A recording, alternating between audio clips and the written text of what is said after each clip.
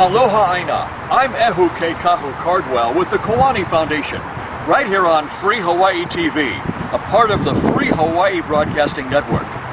Well, in August of 2000, an awesome event occurred, the second Aloha March. Hawaiians and their supporters from around the world converged on Washington, D.C. to march from the U.S. Capitol down Pennsylvania Avenue to the White House, to let the U.S. and the world know Hawaii wants to be free.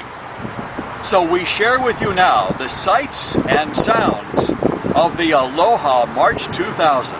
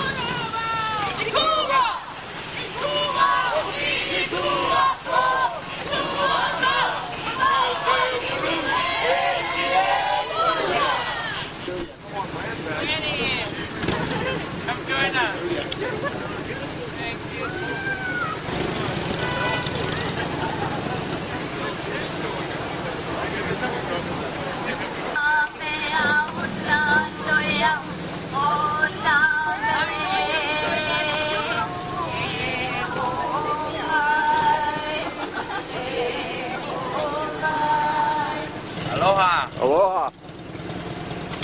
Great day here in Washington.